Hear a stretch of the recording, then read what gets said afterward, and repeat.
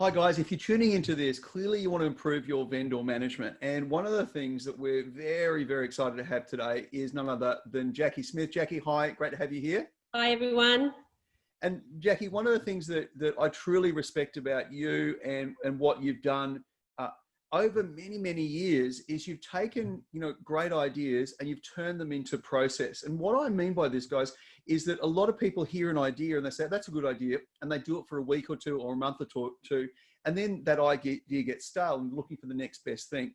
What you've done, Jackie, in an amazing way is understand that when we lock and load process, people can perform better, and then train people to the process so we consistently produce the result. And one of my favorite sayings is if it's worth doing, again, create a system for it. And you're that process queen. I hope you don't mind me calling you that. Sounds a bit boring, but it's all right. It's fantastic because it means that you've locked and loaded this in such a way that I think allows agents to perform at their very, very best. Yeah. And coaching to process is much, much easier than coaching sort of like randomly to build momentum. Yeah, and I think in this sort of market, the difference is, like, in a great market, you can get away without process. Like, really, when we hit sort of times like this, it's the process that saves agents. It's like, follow the process. That's all you've got to do. Just stick to the process. Yeah, yeah. And it's almost that, when you're doing a marathon, well, focus on the next step, focus on the next step, focus on the next step, as opposed to, well, I've got all those other steps. No, do this one and put your energy, your effort and your focus into it. Yeah, too many agents think about the end result. So they're thinking about, well, almost spending the commission. It's like, no, we've got to go. There's so many steps to get to before we get to that point. Yeah, yeah. Look, you might remember Sharon Srivatsa talked about showcase complexity and deliver simplicity. And, a lot of agents showcase simplicity and deliver complexity. And the challenge that I think we've got with that is that if we showcase simplicity, people go, well, this is easy. Anyone can do it. So we haven't actually established value. So I think a big part of this is, sure, some of this potentially that we go through today, guys, you can bring into your listing conversation as a point of difference as to how you go about doing it. But I think really the huge benefit of this is, honoring what we actually commit to at a listing appointment and following through, because when someone hands the keys over their property, the one expectation they have is that you are actually going to sell it. You are going to get a result for me. Yeah, 100%. I think something you say, Michael, that I love is make the invisible visible. And when you actually go to a listing appointment and say, this is my process, this is what I do to get from A to B, and you then are accountable to it, it just gives that client confidence. And also, they're not worried at the end, what did you do? No, I did all of these things. This is what it takes to get a house sold for the maximum possible price. So, and we want our vendors to trust that we're there to get the maximum possible price. So we don't want to miss any steps along the way. Yeah. And look, I know, Jackie, I'm pretty sure that what's going to come into this process is that saying, frequency builds trust. So if you think you're going to be able to list a property and in 4 weeks' time present an offer and have not a quality of communication in the middle, you could have the best offer that clearly is the best offer in the market, but they're not going to listen to it in the right way. Why? There hasn't been enough frequency to build the trust to hear what you're going to say. Really important. The best thing that can happen at the end of the day here is to say, I'm guided by you. What's your advice? What's your recommendation? And they truly respect that based on process. And by the way, the energy's got to be right too, to put it in place. Yeah, and when you can say to a vendor, like, hand on my heart, I believe this is the best possible price we're going to get. And I think, based on everything I know about your situation, we should take it. And I use the we a lot when I'm talking to a vendor. It's all about we. Are we in a situation where this is going to solve your problem? And that's what it's about, finding out what that motivation is, making sure, and you learn through those frequency of contacts. So what a vendor tells you in the start is very different sometimes to the end, and we want to just build it up. So that's why I talk to a vendor every single day, sometimes more than once a day. It's like, and agents will say to me, well, what if I've got nothing to say? I said, how can you have nothing to say? Like, exactly. It might be to ring them up to say, I've had no inquiry. That's something to say, because it's a problem. I can't sell it to no one. So constantly looking at what can I do to build that trust, as you said. The other favorite saying I have is hope's not a strategy. We don't want to leave it to hope. I don't want to get to the auction day and hope that someone's going to come. I want to know that when I'm there, there's potentially going to be 3 or 5 registered bidders, and I know where they're all going to bid to, and I know where the vendor's at, and then we can put the deal together. Yeah. So along with frequency builds trust, hope's not a strategy. Yeah, great. And look, I think it's fair to say, Jackie, that before we started recording, you were talking about an auction that you went to recently. Only one registered bidder, and got the property sold. I think one of the key things to look at is this process we're going to walk through today, guys, is going to give you the best chance of being in that particular position. Our focus is less on buyer activity today, guys, and what you're doing to engage buyers. And clearly, I think one of the things that's happened this year, Jackie, is we've seen an upgrade in buyer education, buyer engagement, and buyer value and management in the process too. Yeah, definitely. And I think agents are getting better at that. And I think with our vendor management, they have to go hand in hand. One of the things that we're seeing in the Sydney market is not across the board, but in some pockets where almost the conditions at the beginning of the campaign to when you get to the end could be vastly different. You might be in a situation where what you thought at the start is very different to here. So if we're not talking to a vendor the whole time, if we're not very strategic about what we do, we're going to be at the end with a vendor that's thinking, well, why didn't you tell me? Or if you told me that, I would have sold for this. And then we're at an auction, or we get an offer that like we're not in a position to put the deal together. And that's what we're here for, to put deals together. Yeah, or worse still, the property expires with you, it goes to the competitor down the road, and it sells it to someone who was in the campaign with you. You just didn't actually either present the offer or have it in a particular way.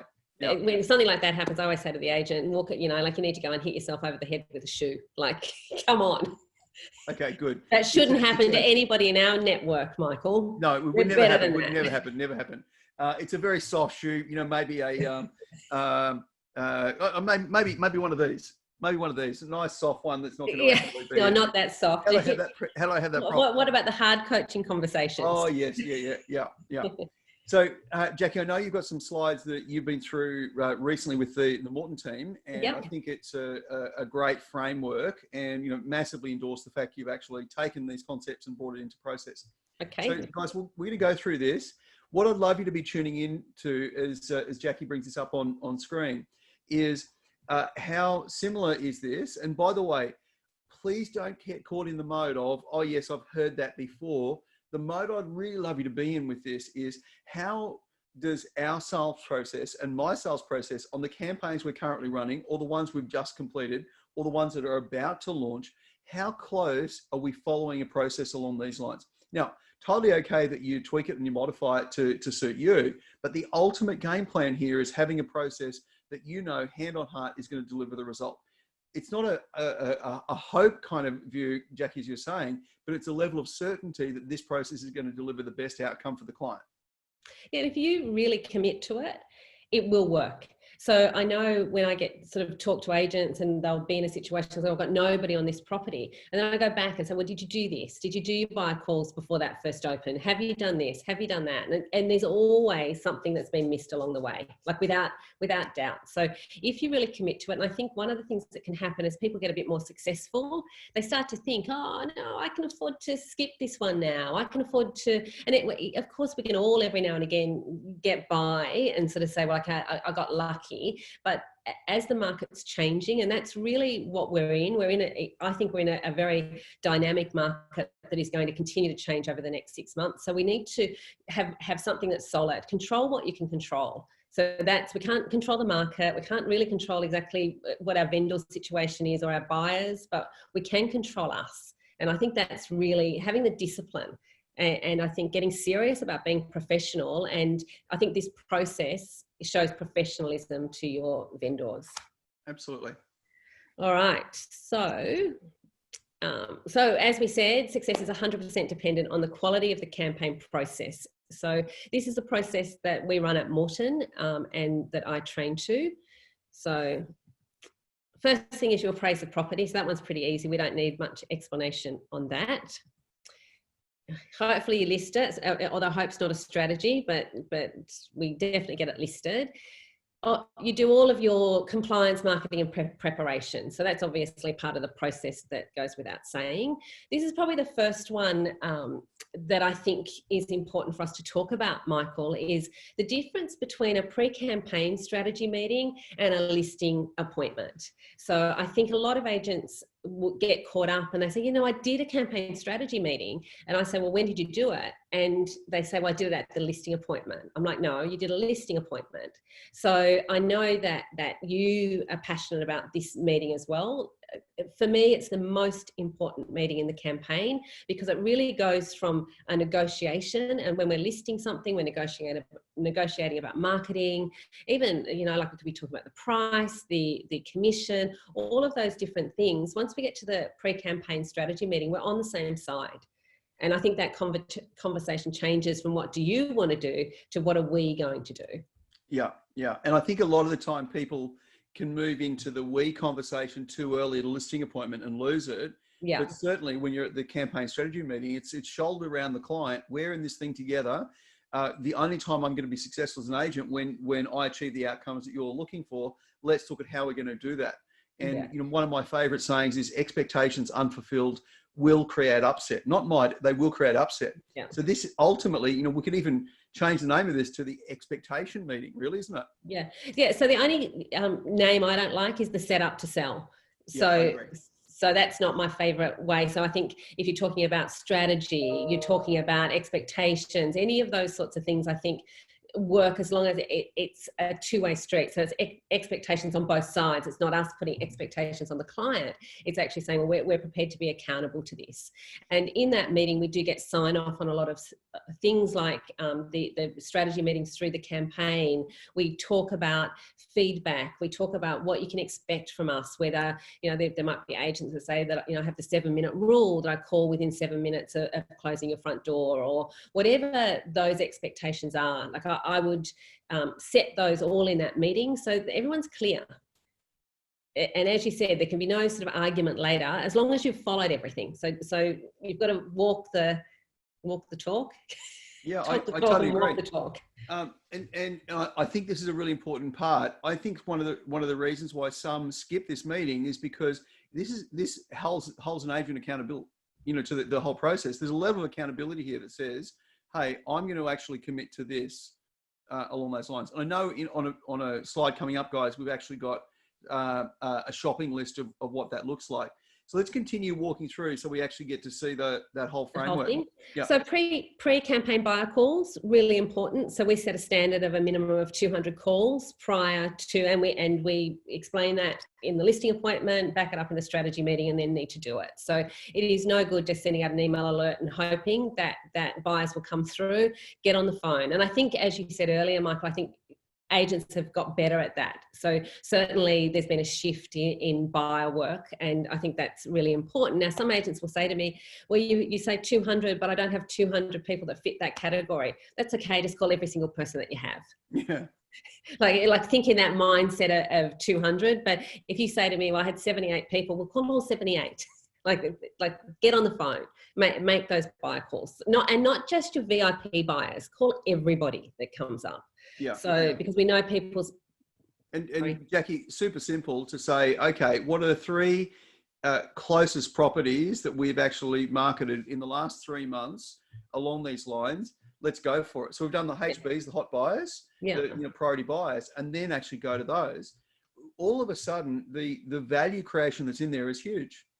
Yeah, you don't know what you might find. Somebody's, you know, their circumstances could have changed. Suddenly they're like, you know what, I'm not buying because I've lost my job through COVID and I've got to sell something. Okay, like, you know, keep those conversations going. Absolutely. So we don't always do a VIP open, but it's in the process. And I think that I would like every agent to think about that. And they say, well, it's not a prestige property. And I think it doesn't matter. It's getting those hot buyers through, and you bring them through the Thursday before the first Saturday. So doing that VIP open, I think pre-auction open, whatever you want to call it, that sneak peek, I think it just shows your vendor as much as anything that we're getting people through. They'll still have to compete with everybody else come Saturday, but I'm not a big fan of doing the off market first, then go on market, but add this into your process. Daily vendor calls. So I said earlier, I would call vendors at least every day and sometimes twice a day. So if you're not calling them, they're wondering what you're doing. So it's about being in front of the game the whole time. So we know that vendors, it doesn't matter how many times they've sold a property. I can tell you every time that they wake up in the morning, they're going to be thinking, wonder what my agent's doing. As you said earlier, Michael, I think when they sign that paper, it's a lot of money that they're handing over. It's a big responsibility that they're handing over. I think they're looking for all the reasons to make sure they've made the right decision. They want to back up, I've made the right decision. So if you're calling them every day, like you did before you listed the property, so all agents are good when they're chasing a listing. It's like you've got to keep that momentum up. So every day, what am I going to do today? And you get them early is my advice, early in the morning, and then potentially again at the end of the day. Yeah, Jackie, I love it. And one of my favourite sayings around this particular point is no news is not good news. It's terrible news. I didn't call the vendor. Oh, how come? I didn't have anything to tell them. Dude, you're missing the point. So it's that frequency that's going to put that trust in the process. And daily comms, I think it's really easy. You know, Monday, when you're giving feedback on the weekend, Tuesday, you're doing the final feedback on the weekend, or maybe even the face-to-face meeting. Wednesday, you're getting ready for the midweek opens. Yeah. Thursday, giving them feedback on the opens. Friday, getting ready for the weekend. And Saturday, giving them feedback on the opens. So, make the invisible visible. Absolutely. I've worked so hard for you. Let me tell you, if somebody's not there to buy this property, it's not going to be because of me. Because I've done everything I possibly can, because that's what I told you in my listing appointment, that I would leave not a stone unturned to find that buyer. So don't say those things and then not back them up. So, and as you said, no news is not good news. If you phone, you'll have sort of somebody say, well, I had nobody come through. I've got no inquiry. Great. Get on the phone and say, I'm really, really worried. Actually, I'm super concerned. We're going to have to change something because I've not had a phone call. Like this is keeping me up at night. And then they go, okay, well, I'm worried too then. Let's talk about what we can do. This is a really important point that you're bringing up, Jackie. Sometimes a campaign's not going well, so the agent goes into the cave and hides, as opposed to you're a newsreader, right? You don't control the market. You actually respond to the market conditions that exist. So, and I actually quite like, I don't like watching the news, but I like watching a news reader and how they actually deliver, things that are happening globally around the world. They do it in such a way that they get the message across, but they don't emotionally connect. Oh my God, this has happened, and oh, then this has happened. There's tears. It's staying in that energy of saying, I am responsible for giving you the best quality information so you can make an informed decision. Yeah, and I think there's nothing wrong with showing enthusiasm or showing them that you are concerned. We go back to that first pre-campaign strategy meeting. We are in this together. So if you show that you're emotionally invested in getting them the best possible result, you're working as hard as you can, I've got to tell you, they trust you. Your frequency of contact builds trust. They're like, do you think, if I then said to a vendor, I think you should do this, they say, is that what you think I should do? 100%, that's what I think you should do.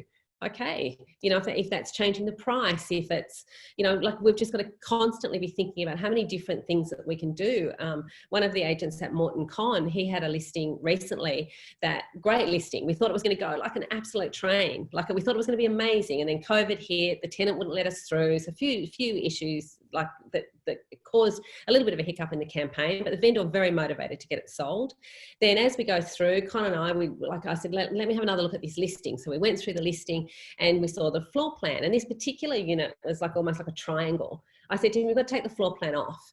And he goes, really? I said, yeah, let's have a think about it. It looks like it's a triangle, but when you actually look at the photos, it doesn't look like that. So we actually had to talk to the vendor and say, actually want to take some of this marketing that you've paid for. So there were some great aerial shots that made it look like a triangle. There was a floor plan that made it look like a triangle, but the photos, it didn't look like a triangle. So it's like he had that trust with the vendor to say, I know that you paid all this extra money for the aerial shots, for the super duper 3D floor plan, but actually we're going to axe it and take it off. And then we actually got a buyer through who bought the property. So it's just that you've got to have that trust, and you can't do that by listing it and then 3 weeks later saying, oh, you know how you spent $5,000 extra on marketing, we want to take it all off the website.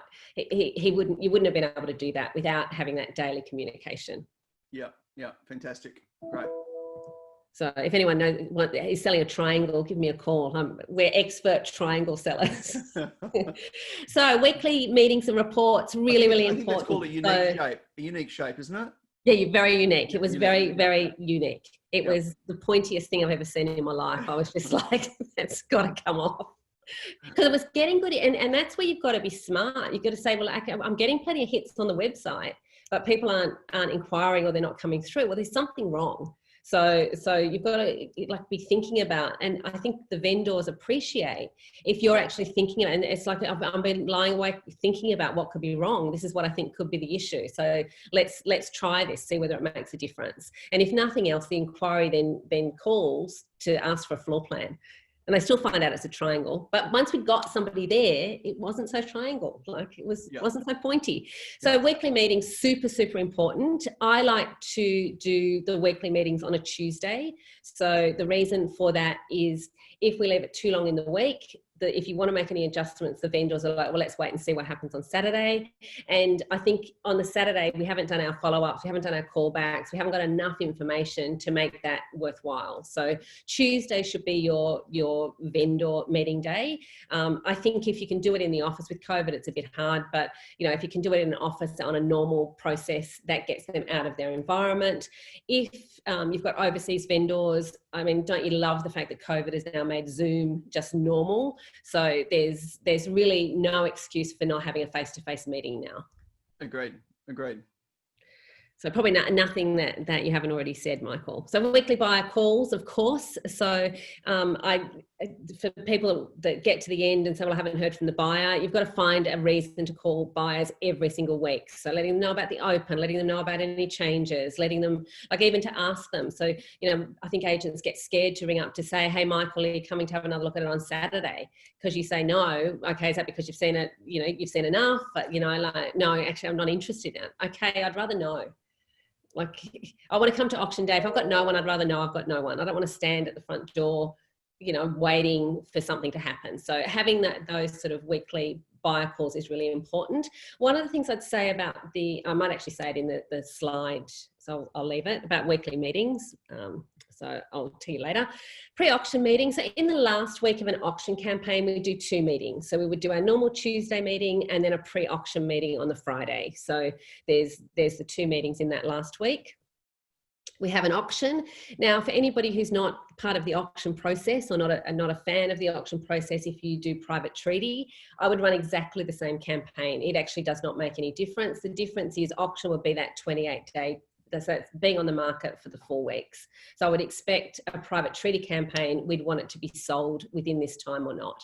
So so if you think in that 4-week campaign mindset, it doesn't matter whether it's a private treaty or an auction campaign. And Jackie, I think the point that I've reinforced many, many times to network members is that the challenge I sometimes see is a private treaty is not treated like an auction. So, 2 weeks in a campaign on auction, you're halfway through the campaign. 2 weeks in private treaty, we're just getting started. No. Get some urgency and put that auction energy into private treaty. You'll find your days on mark reduced. And once you reduce the days on market, all of a sudden you've got vendors out there raving about you because suddenly you've got something to talk about to your clients to say, hey, do you want someone who's good at listing or someone who's great at selling? And that's such an important framework. Yeah, and we know that the longer a property's on the market, there's downward pressure on the price. And that's more important than ever in the current market that we're in. So you don't want a property sitting on the market any longer than 28 days. So I think the first 7 days, we would have normally sort of said that first week to 2 weeks. It really is now in that first week. If you've listed a property for private treaty at a price and you're not getting inquiries in, you need to go back to your vendor and you should have already pre-framed in the campaign strategy meeting that potentially this is what we would expect to see. So for us to know that we're right on the money, this is what I'd expect to see. I'd expect to see at least 20 to 30 inquiries. I'd be expecting to see X number through that first open for inspection. And if that doesn't happen, we're pitching too high. And there's a real danger at the moment, I think, for anything out at a price that you could end up chasing the market down effectively.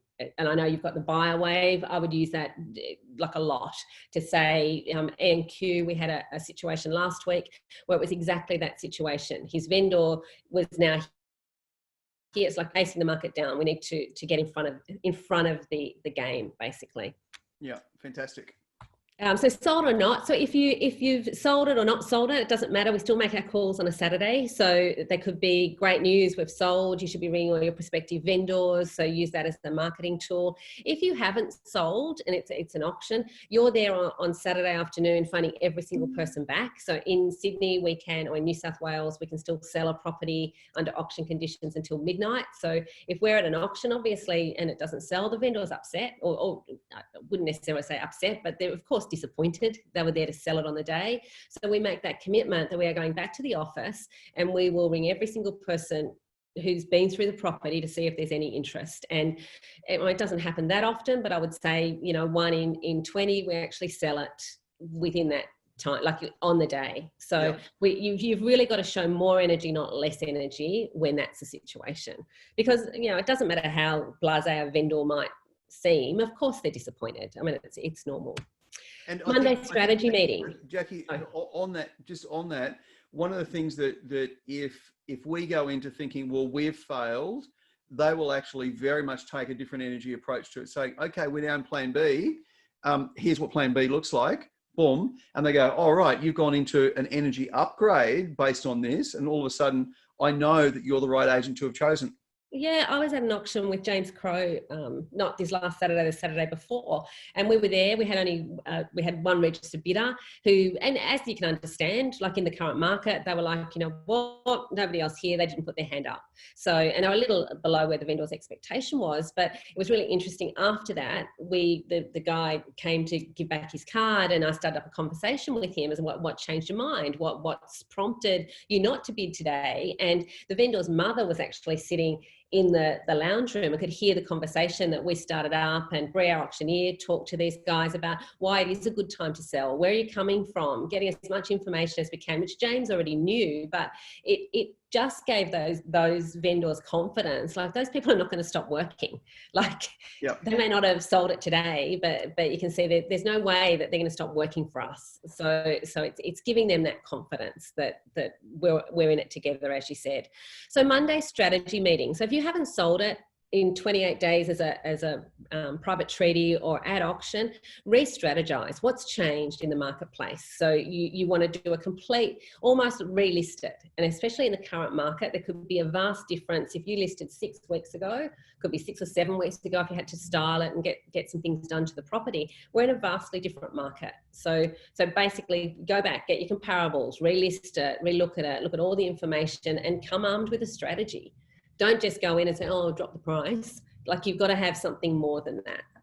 Great. So professionalism, that's what we're all about. So you're going to do more buyer calls. So where once you've done that strategy plan, you're back on the phones showing the vendor what you're doing. You do your inspections, your weekly meetings stay. So you need to meet still every week, daily phone calls, nothing changes. And then you basically just keep on going through that process.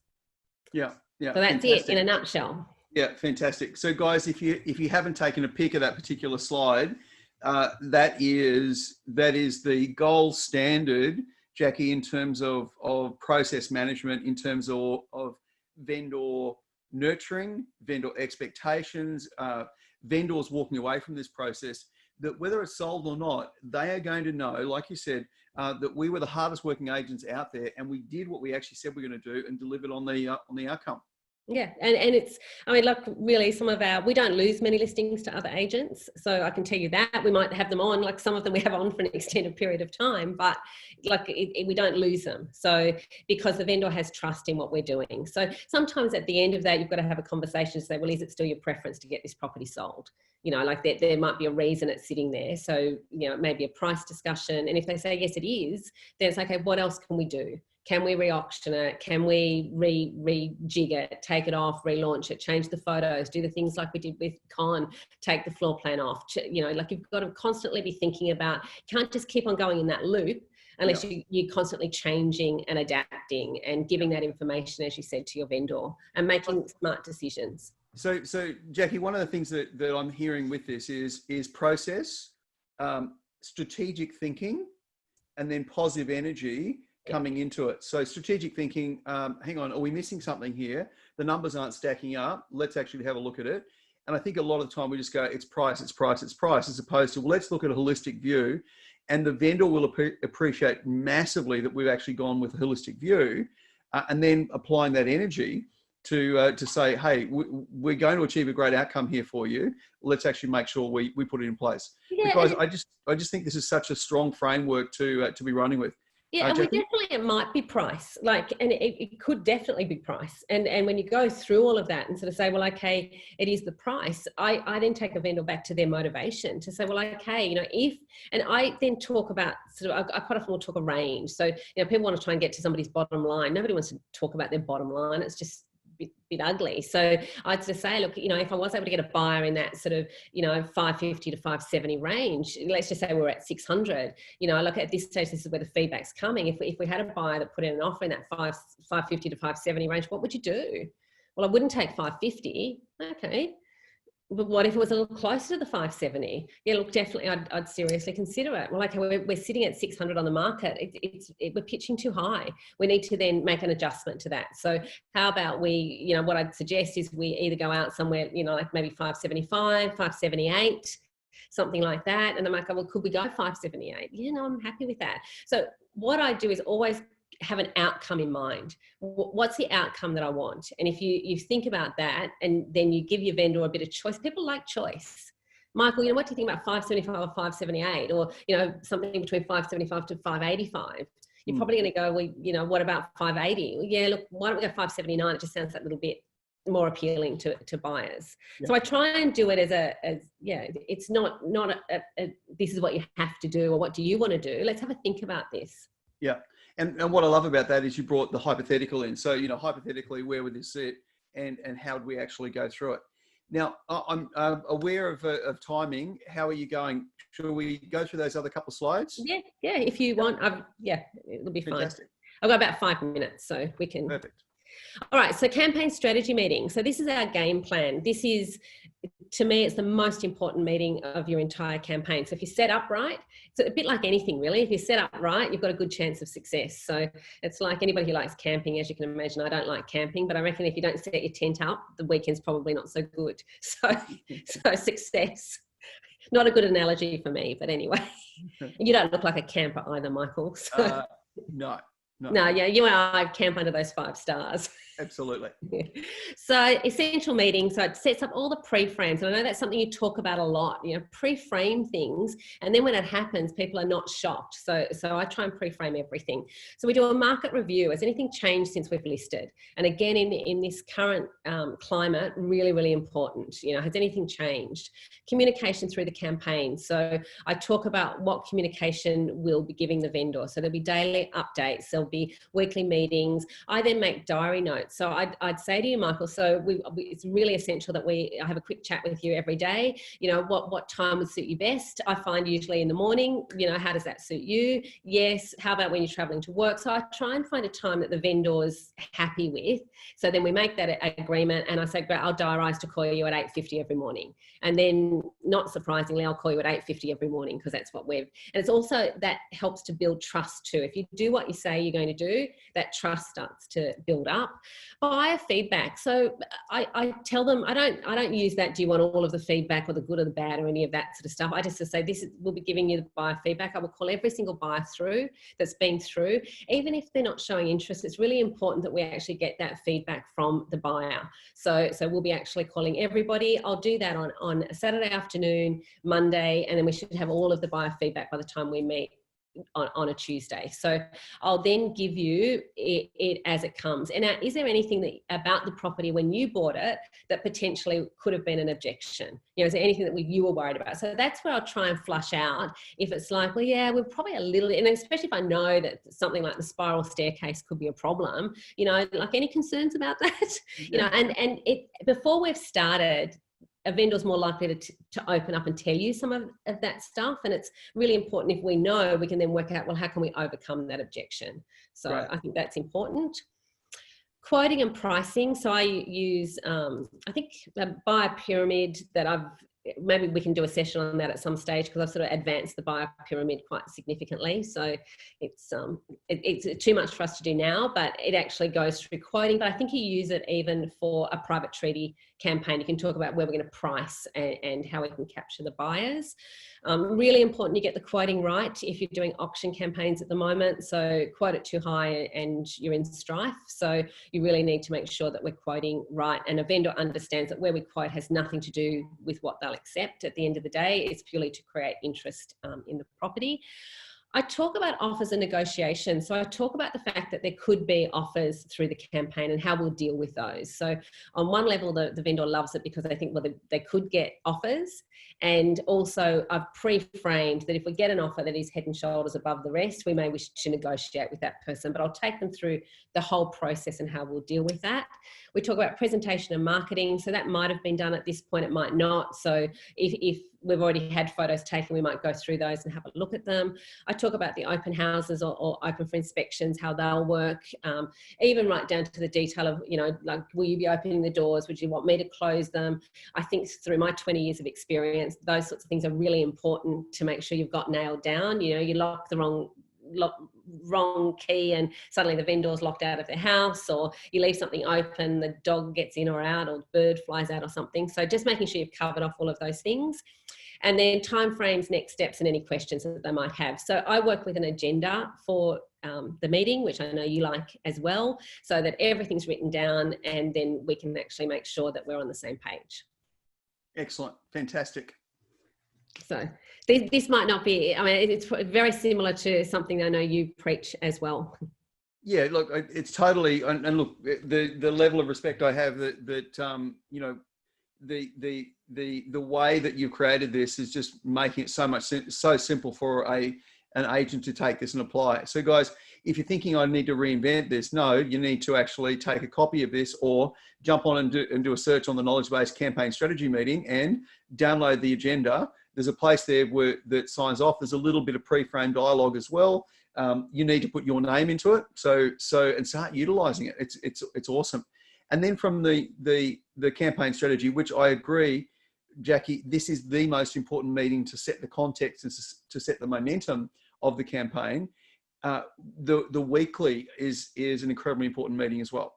Yeah, so we want to get face-to-face as often as we can. So as I said, if your vendor's overseas and you're not doing Zooms, you're missing an opportunity. And that allows us to read the reactions from the vendor through the campaign. So if I really want to watch that sort of tonality, the body language, I want to show, you know, if I'm worried about something, if I'm enthusiastic, or, you know, so I'm showing them the emotion that I've got as well, and my enthusiasm and energy through that. So the agenda that we run through is the weekly market snapshot. And again, I'd say you need to be doing that every single week at the moment. Things are changing week by week. How many opens we had, the groups through. So I already talk about what we've done effectively. So give them an activity report. So the marketing, the visits, all that sort of stuff. So this is what we've done to help get them a result. I give them feedback and I give them positives and negatives. I always start with the positives, and then what we do with our weekly report is we just build on it week by week. So I don't write a whole new report every week. I try and then build on that. So it's like, well, Michael, you know, in week 1 we knew that the stairs were a little bit of a concern. That's actually now become a bit more of an issue for buyers. It really probably is becoming a bigger issue. Or it might be that the positives are becoming. So I sort of really just elaborate and build on that through the campaign. With the current market snapshot, we look at new properties sold, new properties onto the market, and show that you're up to date. So I'd put that bit at the top. Feedback on price. So we always give feedback on price, and it is what it is. So I ask every single person who's come through what their feedback is. And that's why it's important to speak to everyone. So for any agents that are doing the old phone call, hey, Michael, you came through 26 Smith Street. Can you call me if you're interested? That's not good enough.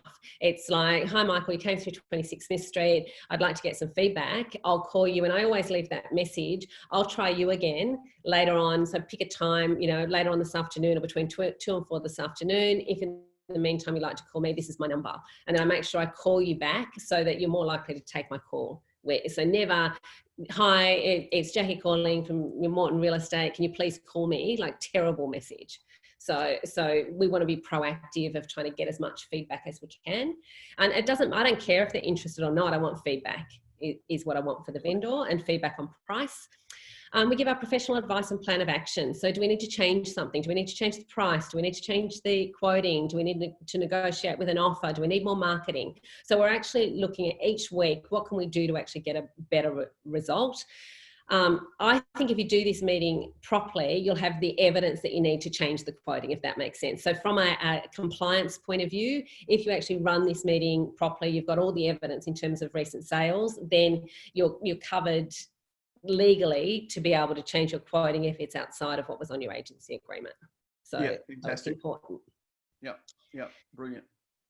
And then the last meeting, if you're an auction agent, would be to do the pre-auction meeting. So on the Tuesday meeting, so we've done the Tuesday meeting in that last week, that's where I've really done a lot of my hard work, if that makes sense. So I will have talked to them in this current market, I would have talked to them probably from week 2, talking about their 3 prices. So I always talk about, like your reserve price. The reserve is there to protect you. The auctioneer won't sell it below that price without your okay. What I need to do is to know at what level you consider selling, and then at what level you prefer to keep the property. So I'm trying to get those 3 prices. So reserve price, so I never talk about dream price or anything like that. It's like reserve, we won't sell it under that figure without your okay. Consider, and then at what point would you prefer to keep the property? So they're my, and like the hand actions.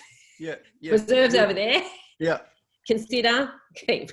So I don't sort of ask what's your bottom line or anything like that. So I've done that hard work before it gets to, by Friday, if you do your pre-auction on the Thursday or Friday, it's too late to be trying to get your vendor where you need them to be. So at this point, it's all about showing them we've done all the hard work, what could happen on the day. They're nervous as anything anyway. So I just want to give them as much confidence as I can. So I'll run through every possible scenario. So I have my report. I keep all of the interested buyers in the same order. Even if you're no longer interested, I just say, remember Michael Sheargold, he did come through on week 2. He was considering it, but at this stage, he's shown no further interest. So we've got to cross him off the list. And I'd physically cross you off. Or I'd say, Michael Sheargold, he's shaping up to probably be one of our better contenders. And, at this stage, he's doing all the right things. He's had a solicitor review the contract. He's viewed it twice. He's like downloaded the strata report. So he's pre-registered to bid. So Michael could be our man. So I'd give you a tick. So I'd cross them off, tick them, and I'd have a question mark. And then after I've done that, I'd say, here's what could happen on the day. So scenario number 1 is that all of these people turn up, they'll put their hands up, we go straight over the reserve price and happy days.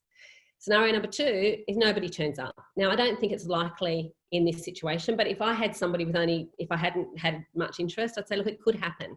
So I want them to know that before the Saturday. I don't want them to get there and say, okay, it's okay. You said this could happen. Or it looks like we might only have the one. So I'll sort of give them that scenario, and then I'll go through all the different options. So if we get 2, if we get 3, this is what the plan will be. We'll finalise the plan on the day, because I won't know until I've got all the registered bidders there. So then when we talk strategy on the day, they already know what's going to happen. So I can go in to talk to a vendor if I've done the pre-auction meeting and say, okay, and they go, look, we know what you want us to do. You want us to call it on the market now.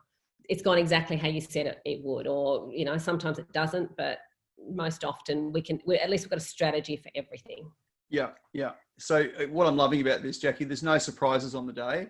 So, and at least it's a diamond. I don't like surprises. Yeah, exactly. And the challenge is, if there's a surprise on the day, you've got to do too much in the moment education that you're not going to do a good job of, that the client's going to feel under so much pressure. It may be easier for them to say no when they would have said yes if they'd had time to process it on the way through. Yeah, so it's all about the whole way through information.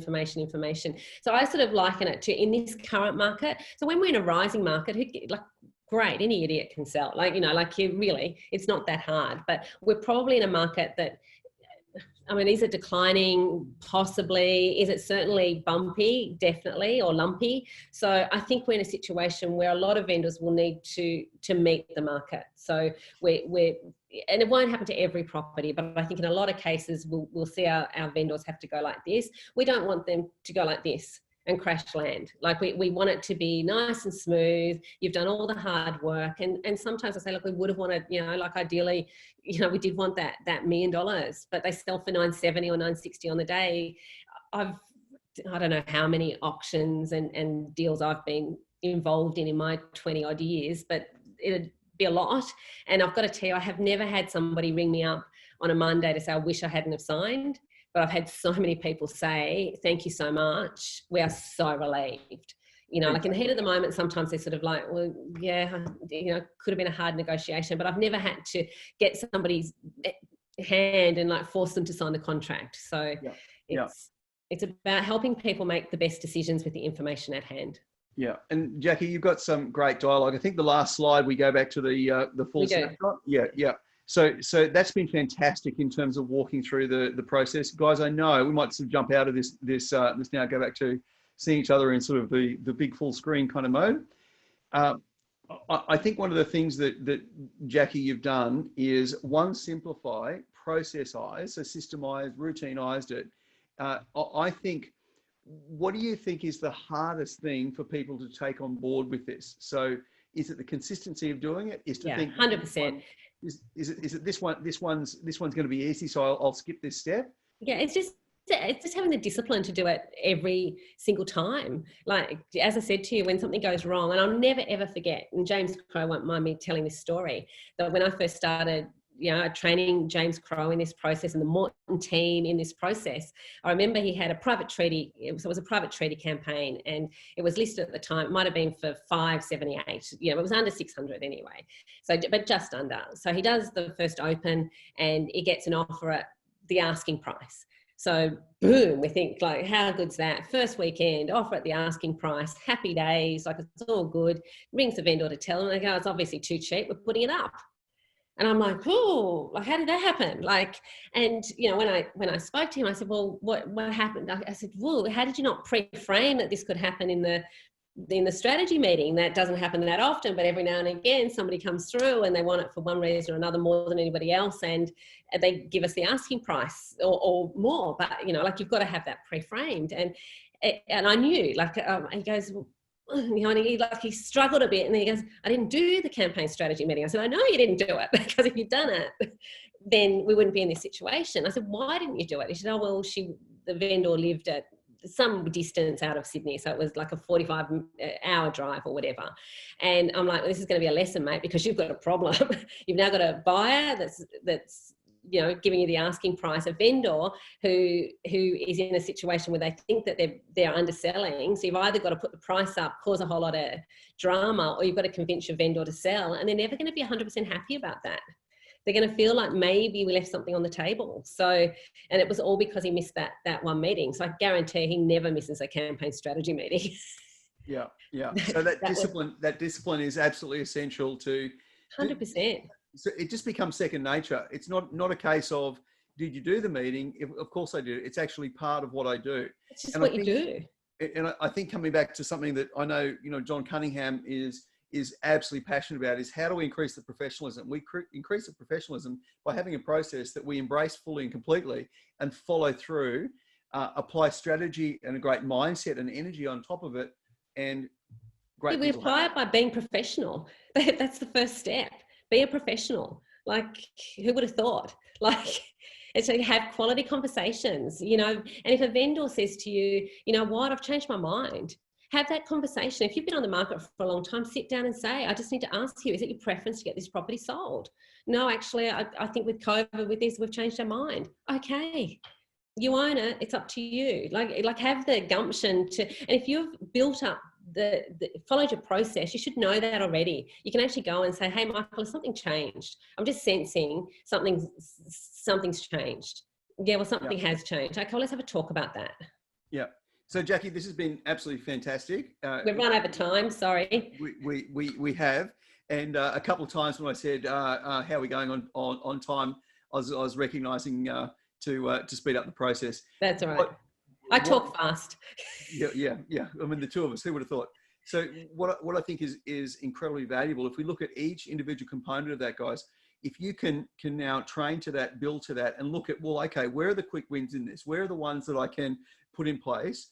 And what are the upgrade areas? By the way, this won't just serve you well for the current market conditions. No. This will serve you well for your entire real estate career. 100%. And Jackie, you know, you've made a massive difference to so many clients that I know you've worked with and agents who've embraced this particular strategy.